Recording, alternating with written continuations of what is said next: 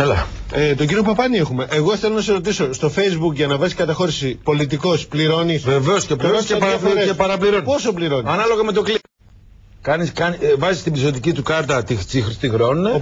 Ο πολιτικός και ανάλογα με τα κλικ που κάνουν και τη θέση και πόσες φορές βγαίνεις, του τραβάνε χρήματα. Από 0, το κάθε κλικ είναι, μου φαίνεται, από 0,30 λέει το ρεπορτάζ. Τα παιδιά το κάνουν. Από 0,13 στο 0,22. Μείωσε 0,22. Είδες το ρεπορτάζ που έχουμε κάνει. Δηλαδή βάζεις 100 ευρώ ή 200 ευρώ. Στην πιστωτική σου κάρτα βάζεις μέσα.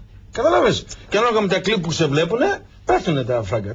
Και ποιος τα παίρνει αυτά τα λεφτά? Το Facebook. Τα βάζει στην τσεμπουλά. Ακούς, 1 εκατομμύριο χρήστες έχει. Κύριε Παπάνη. Δεν είναι και κομμουνιστές οι χρήστες. Ναι, να διευκρινίσουμε κάτι. Βεβαίως. Στο Facebook δεν πληρώνεις. Αν όμως χρειάζεται να κάνεις διαφήμιση, τότε μόνο θα πληρώνεις. Γι' αυτό μιλάμε.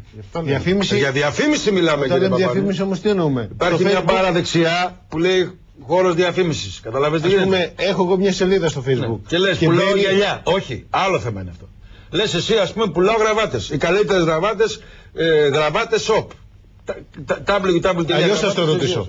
Είμαι εγώ υποψήφιος και θέλω να βάλω μια διαφήμιση στο Facebook. Σε ποιες σελίδες εμφανίζεται? Αν ανοίξει σελίδα εννοείς? Όχι, αυτό όχι ρε πουλάκι μου, σε ποιες σελίδες θα εμφανιστεί? Μπαίνεις εκεί, όταν μπαίνεις και αρχίζεις να πληκτρολογείς, στη δεξιά μπάρα έχει 4-5 διαφημίσεις, οι οποίες κάθε δευτερόλεπτα αλλάζουν. Και λέει, ας πούμε, ψηφίστε Κυριάκο Μητσοτάκη. Το ξέρω γιατί τον έχω δει πάρα πολλές φορές τον Κυριάκο. Τσακ, πατάς εκεί τον Κυριάκο, βλέπεις αυτό το κλικ το πληρώνει τώρα. Ναι. Ο άλλος, καταλαβες. Ψηφίστε Παντελή Οικονόμου ή Βασίλη Οικονόμου. Κλακ βγαίνει. Ψηφίστε Φίλιππο Σαχινίδη του Πασόκ. Γιατί τους βλέπω εγώ. Πληρώνεις. Να σας πω, εμείς έχουμε βρει το εξής, ότι όσον αφορά την παρουσία στο Facebook, η πιο οργανωμένη είναι η Νέα Δημοκρατία, το Πασόκ, το Λάος και το Κουκουέ τώρα τελευταία έχει ανέβει θεαματικά, κυρίως με διευθυντής της κυρίας Κανέλη.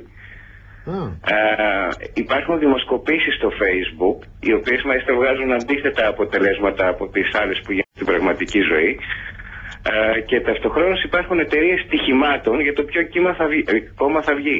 Τα ξέρουμε, κύριε Παπάνη. Όντως υπάρχουν γκάλοπ, δημοσκοπήσεις, οι οποίες τρέχουν, αλλά επειδή είναι το νεανικό της ιστορίας, δεν είναι δηλαδή το κοινό.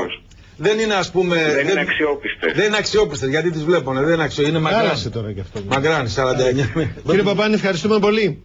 Παρακαλώ. Καλή σας ημέρα. Ευχαριστούμε πολύ. Καλή σας ημέρα. Πάμε τώρα να δούμε αυτό το ρεπορτάζ που είχαμε ετοιμάσει. Για το Μάκης ο Συνοδεινός έκανε ένα ρεπορτάζ για το τι θα ρωτούσαν οι πολίτες στο αυριανό debate, και μετά θα μπούμε στην πολιτική μας κουβέντα.